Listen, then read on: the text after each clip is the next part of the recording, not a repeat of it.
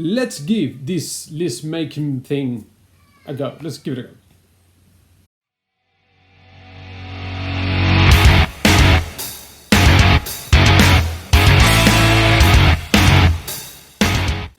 Hello, good morning, good afternoon, good evening, wherever you are all over the world. It's Jose here, welcoming you to maybe another episode of Amazing Worlds, where today I'm going to try something that I've seen other people do. I'm going to try my hands at trying to get it all work on the computer, basically creating a tier list of the fantasy series I've read.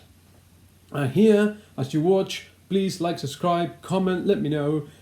Maybe as you see the scores that I've assigned, you'll be screaming blue murder, punching your screen, feeling the anger, the rage at the nonsense I'm spouting, or maybe perhaps you find yourself that you agree, or there are some subtle points that you think I should tweet. Either way, please, I would like to know, I would like to hear from you, comment, let me know.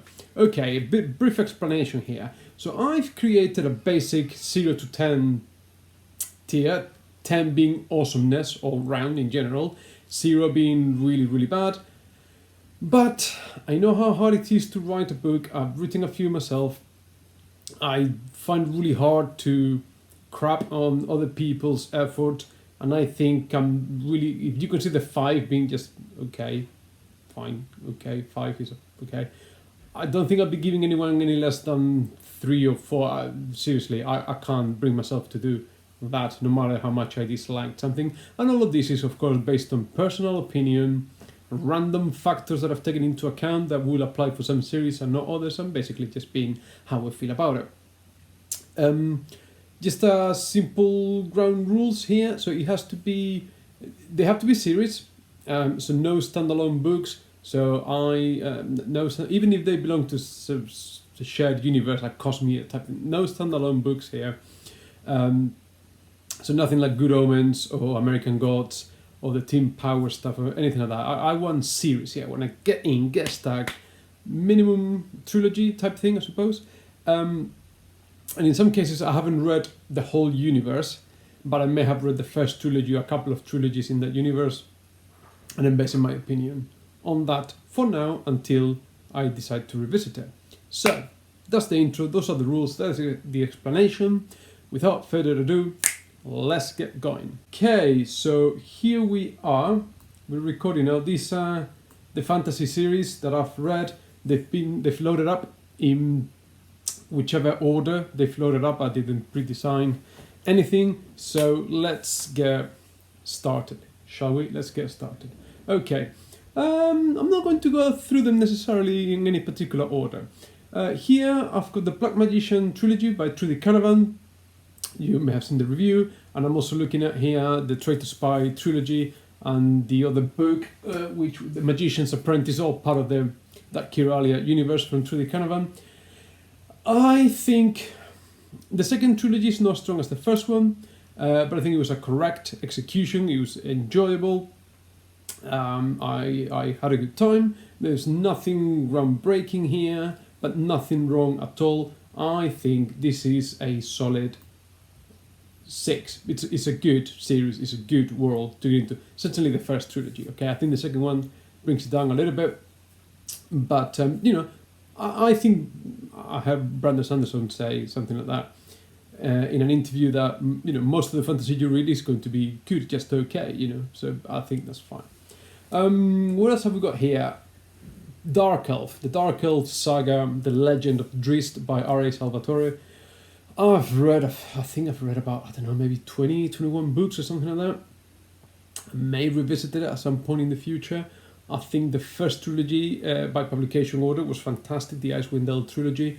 I think Artemis Entreri is one of the best antagonists in a fantasy series I've seen.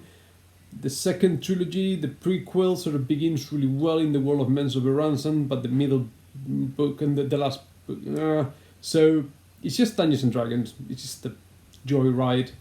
I think the quality of the books, I don't know, it's sort of, I suppose it's fairly stable, but it's getting a bit repetitive now. I think all of that brings it down a bit. Between a 5 and a 6.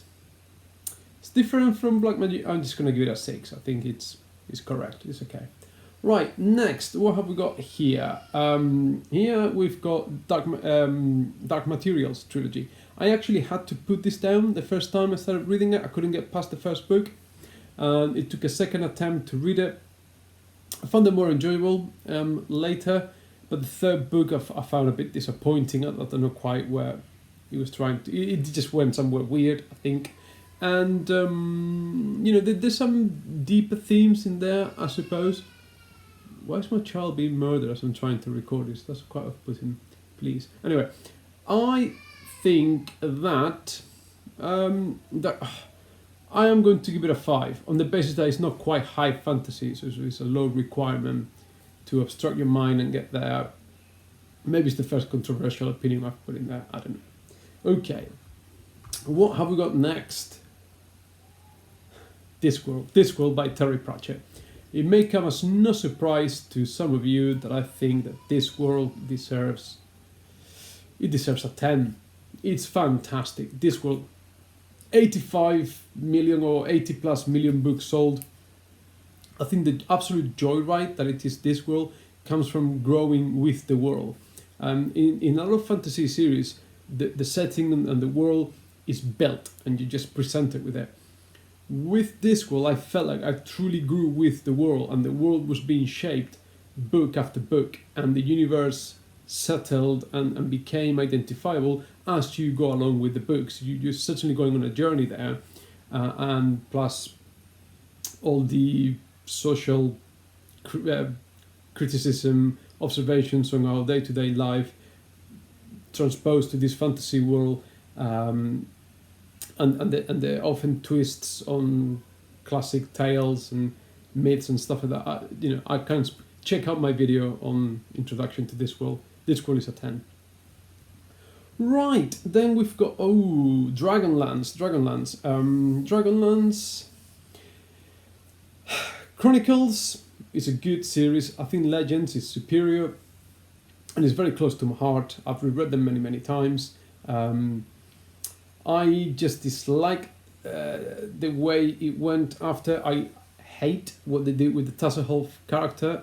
And I'm, Dragons of Summer Flame, second generation, the War of Souls trilogy, it sort of took a dive there. I think, but for what it meant for me, it was the first fantasy series I read, and I think every fantasy booktuber, whatever, not that I really consider myself one, we are biased by the first one we read. I think if he had stayed in Chronicles and Legends, it would be a solid 7.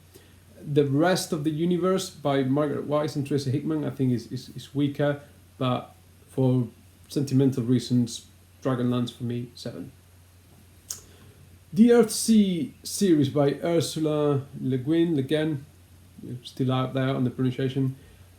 I don't remember much, and it's on my reread. It's sitting here, and it's on my reread to do this month, and I don't remember anything being particularly wrong with it. I'm just going to give it a 6. I may have to come back and re-review this. Okay, then The Faithful and the Fallen. I very much enjoyed it. This is the last fantasy series I finished. Nothing original. Check my review, but very well executed, very good idea, thoroughly enjoyable. Certainly, I think it is an 8. It is an 8, even though it doesn't bring anything new. It ingratiated me back with fantasy, very traditional, or more traditional sort of fantasy things. So, Faithful and the Fallen by John Gwynne, it's an 8.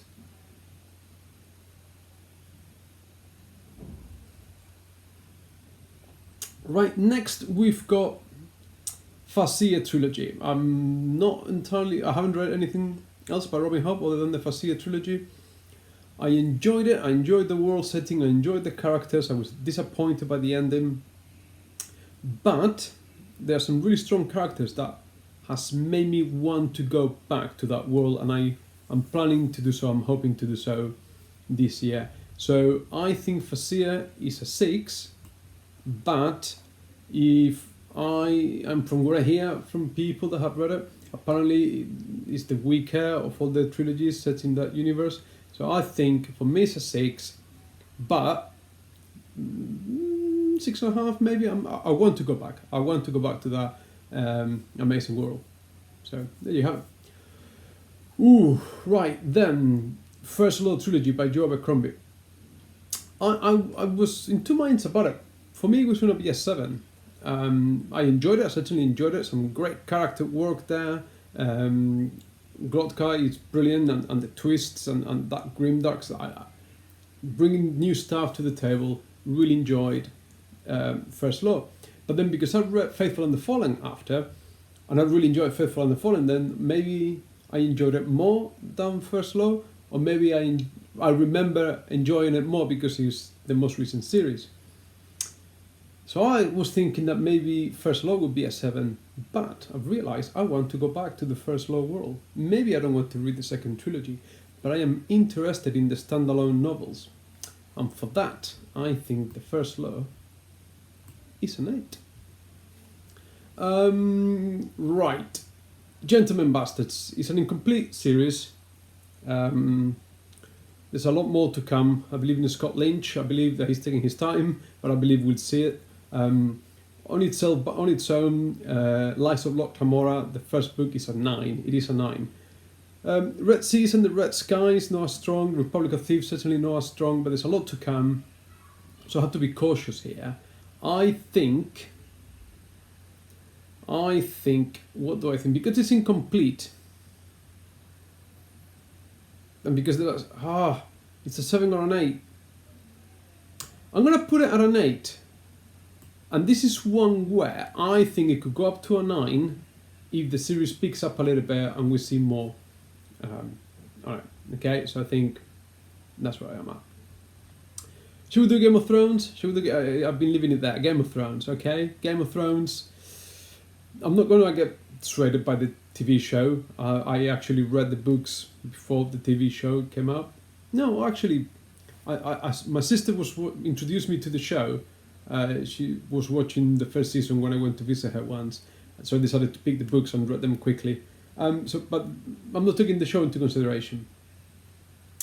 And the series is incomplete. I believe we're going to see Winds of Winter. I'm not entirely sure we're going to see A Dream of Spring. I'm maybe being a bit rude or controversial here. George Martin is of a certain age, considering the amount of time he's taking between books, and now he has to do the promotion for Winds of Winter that allegedly is coming on later this year. I don't know. I think it's going to be an incomplete series. Someone may have to step in and finish it. But it's amazing. It's revolutionized fantasy, hasn't it? Game of Thrones. And for that, it is a 9.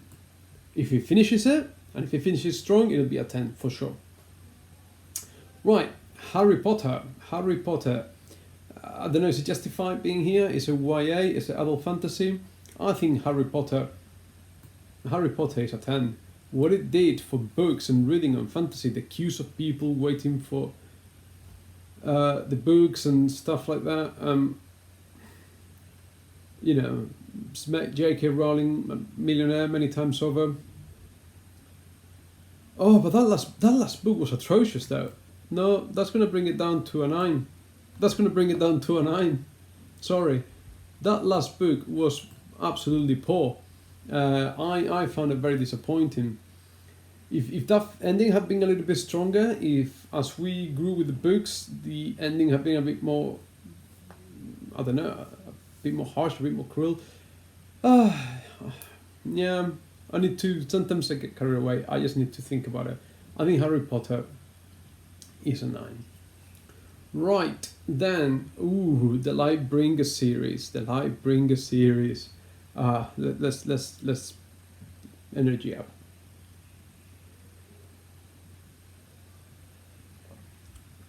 Appreciate what Brent Weeks was trying to do here.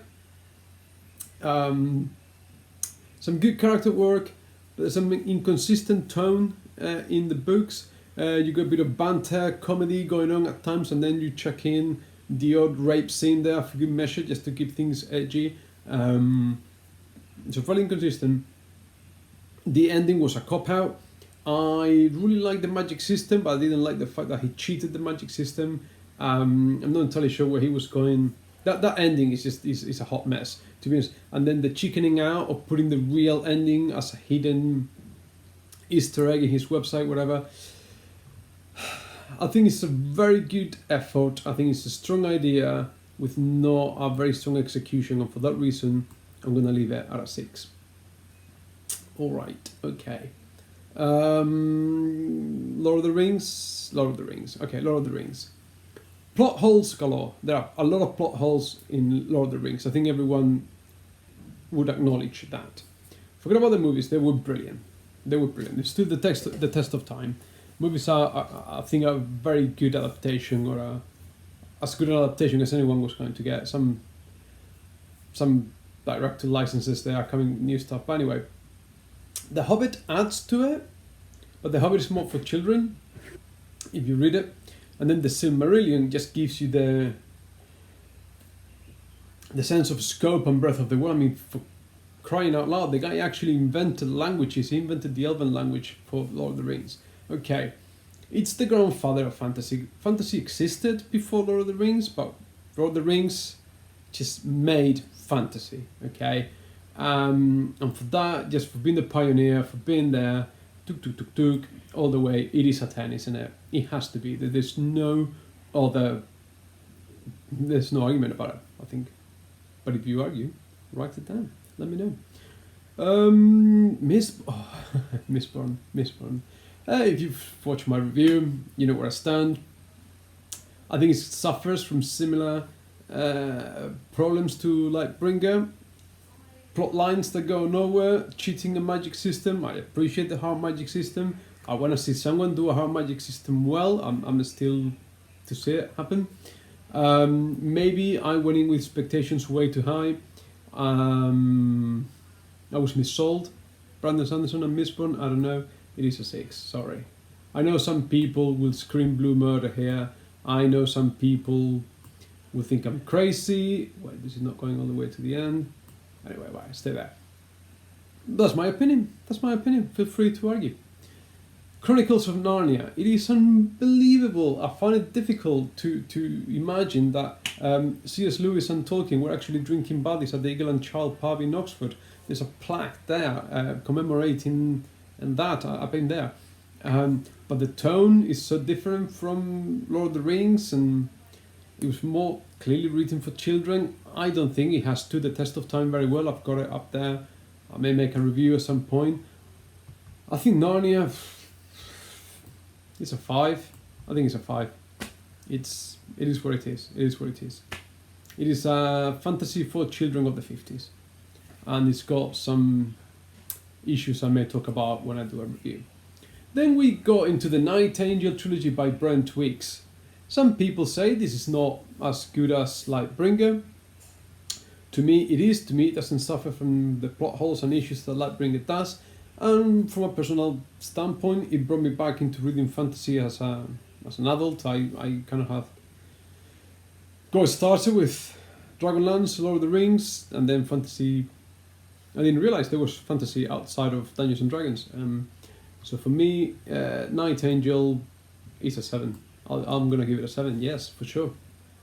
Right, Pow the Mage trilogy. Appreciate the idea. Appreciate trying to bring fantasy into a more Industrial Revolution type era, but there were some weak characters I didn't care for. There was some really not very good love relationships, love affairs, romance going on there. I don't care for that world. I know there's another trilogy out there. I've got no interest whatsoever. I appreciate the 3 magic systems and all the stuff, but major plot lines that get resolved off page or in one paragraph. No, it's a 6 or a 5 even. I'm gonna give it a 6 for the magic and for the effort of trying to bring it to a more, like I said, Industrial Revolution type era. But it's just telling us the French Revolution again in a different context, and I don't know, it's just not. Promise, failed to deliver. And finally, we've got Peter Weeks. I think, well, there's no title, there's no. Check my review. We don't know what this trilogy is called. I call it the Vagrant trilogy, but I don't know what it's called. and to me it's certainly the weakest entry in my tier list. It doesn't know whether it wants to be a sci-fi story or a medieval fantasy story. Poor choice of writing style, poor choice of main characters, dreadful ending. It's a 4. I'm sorry. Guys published, putting a lot of effort. I'm not knocking it down. It's just not for me for many reasons. You can check my review. So it is a 4. Okay, and so that's how my fantasy list is looking like. Please let me know what you think. Leave your comments below. Please like, subscribe, share the message, spread the love. Let me know. I hope you're keeping safe. I hope you're taking care of yourselves. This is what I got for today. I'm gonna try to make it work in the editing room. First time I do this, see how it goes. Please take care, stay safe, see you next time. Bye.